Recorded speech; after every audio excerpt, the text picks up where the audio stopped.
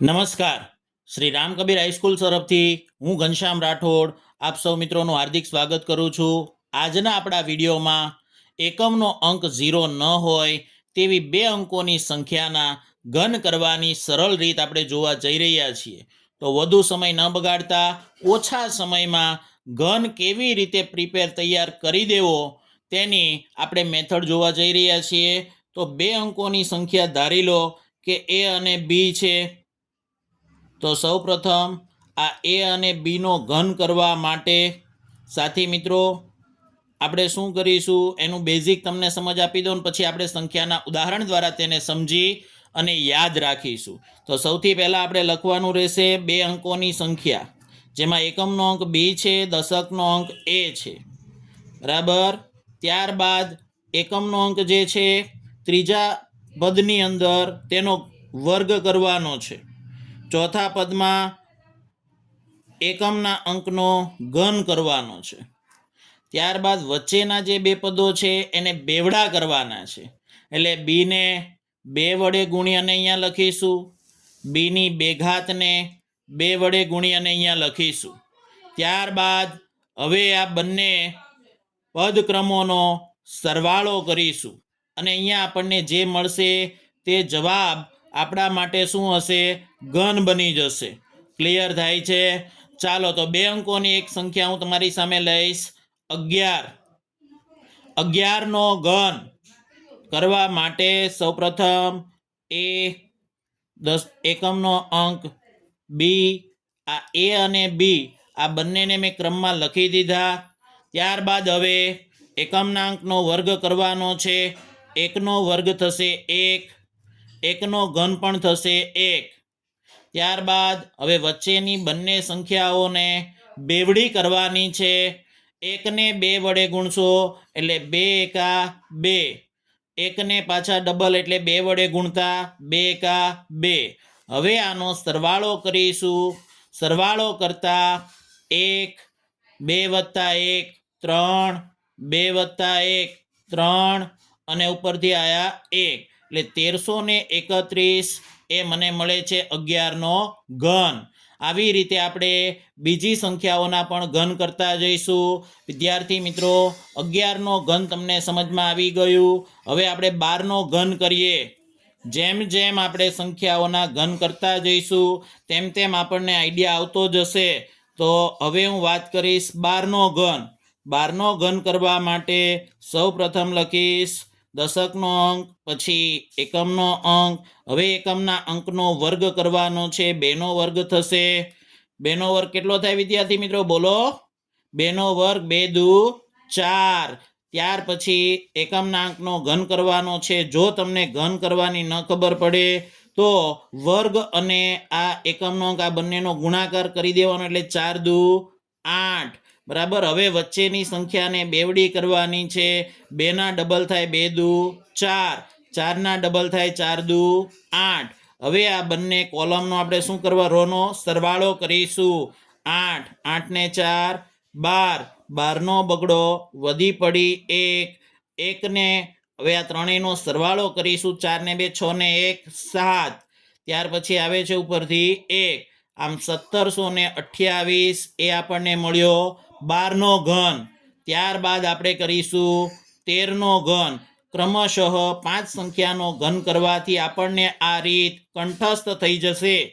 13 નો ઘન કરવા માટે સૌપ્રથમ હું લખીશ 1, દશકનો અંક, એકમનો અંક આવશે 3. ત્યારબાદ આવશે 3 નો વર્ગ કેટલો થાય? 3 તેરી 9, બરાબર. ત્યારબાદ 9 તેરી કેટલા થશે? એટલે કે 3 નો ઘન થશે 27. 3 તેરી 9 તેરી 27. હવે વચ્ચે રહેલી બંને સંખ્યાઓને બેવડી કરવાની છે. 3 ના ડબલ કરીશ એટલે 2 વડે ગુણતા 3 દુ 6, 9 ના ડબલ કરું તો 9 દુ 18. હવે આપણે આનો સરવાળો કરવાનો છે. સરવાળો કરવા માટે હું ધ્યાન રાખીશ એકમના અંકને જવાબમાં લખીશ અને દશકના તમામ અંકોને દશક 100 હોય તેને વદીમાં ચડાવી દઈશ. એટલા માટે આ 2 છે શું થઈ જશે? અહીંયા વદીમાં આવી જશે. હવે એનો સરવાળો કરું તો 18 ને 2 20 ને 9 29, 29 નો નવડો અને વધી પડી પાછી 2. ફરી પાછો આમનો સરવાળો કરું 3 ને 2 5 5 ને 6 11 11 નો એકડો વધી પડી 1 વધીને આની અંદર ઉમેરું એટલે 1 વત્તા 1 કેટલા થશે 2 એટલે કેટલા થયા 2197. ત્યારબાદ વિદ્યાર્થી મિત્રો હજી આપણે બે સંખ્યા જોઈએ, જેમાં સૌ પ્રથમ આપણે વાત કરીશું 14ની. તો 14નો ઘન કરવા માટે આપણે શું કરીશું? પહેલા તો દશકનો અંક 1 લખ્યો, ત્યાર પછી એકમનો અંક લખીશું 4. હવે દશકનો અંક લખ્યો 1, એકમનો અંક છે 4, એકમના અંકનો હવે આપણે કરવાનો છે વર્ગ. 4નો વર્ગ કેટલો થાય? ચોકે ચોકે 16. પછી કરવાનો છે 4નો ઘન, તો ચોકે ચોકે 16 અને 16 ચોકા 64. હવે વચ્ચે રહેલી સંખ્યાઓને બેવડી કરવાની છે, એટલે કે ડબલ કરવાની છે. 4ના ડબલ કરવું એટલે 2 વડે ગુણતા 2 ચોકા 8 અને 16ના ડબલ કરું તો 16 દૂને 32. હવે આ બંને રોનો મારે શું કરવાનો છે? સરવાળો. હમણાં જ મેં તમને અગાઉ કહ્યું તે મુજબ એકમનો અંક જવાબમાં લખીશું, જ્યારે દશકનો અંક છે એને ક્યાં ચડાવીશું? વધીમાં. તો 64નો ચોગડો વધી પડી 6. હવે આનો સરવાળો કરીશું. 6 ને 6 12, 12 ને 2 14, 14નો ચોગડો વધી પડી પાછી 1, 3 વત્તા 2 5. એ 5 ને ફરી પાછા ક્યાં જવા દઈશું? વધીમાં. બરાબર. વધી મુકતા સાથી મિત્રો ફરી પાછો સરવાળો કરો. 8 ને 4 12, 12 ને 5 17, 17નો સાતડો વધી પડી પાછી 1, 1 વત્તા 1 કેટલા થશે? 2. આમ મને 14નો ઘન કેટલો મળ્યો? 2744. ત્યારબાદ હજુ એક સંખ્યા આપણે જોઈશું 15. 15નો ઘન. 15નો ઘન જોવા માટે સૌ પ્રથમ આપણે દશકનો અંક લખીએ 1, એકમનો અંક લખીએ 5. ત્યારબાદ હવે એકમના અંકનો વર્ગ કરીશું, એટલે 5નો વર્ગ થાય 55 25. ત્યારબાદ 5નો ઘન આવશે 55 25 ગુણ્યા 5 એટલે કેટલા થશે? 125. ત્યારબાદ વચ્ચે રહેલી સંખ્યાઓના ડબલ કરવાના, એટલે કે એમને 2 વડે ગુણું તો 5ના ડબલ 2 પંચા કેટલા થશે? 10.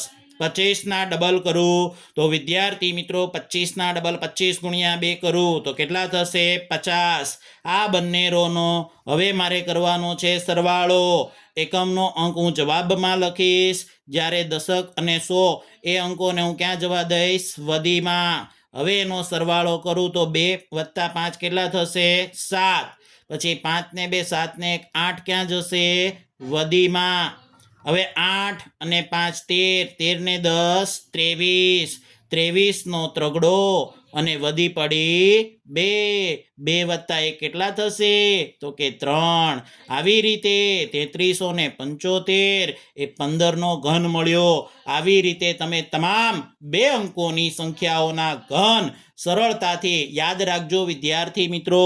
એકમનો અંક શૂન્ય હોવો જોઈએ નહીં. શૂન્યમાં રીત તમને કામ લાગશે નહીં. બરાબર. તે સિવાયની તમામ 2 અંકોની સંખ્યાઓના ઘન આ રીતની મદદથી તમે સરળતાથી શોધી શકો છો, અને યાદ રાખવામાં પણ એટ એ ટાઈમ તમને સરળ રહેશે. ગોખવાની જરૂર પડશે નહીં. તો આવા ને આવા વિડીયો જોવા માટે અમારી ચેનલને સબસ્ક્રાઇબ કરો, બેલનું બટન દબાવો અને નોટિફિકેશન જેથી કરીને તમને મળતું રહેશે. ધન્યવાદ.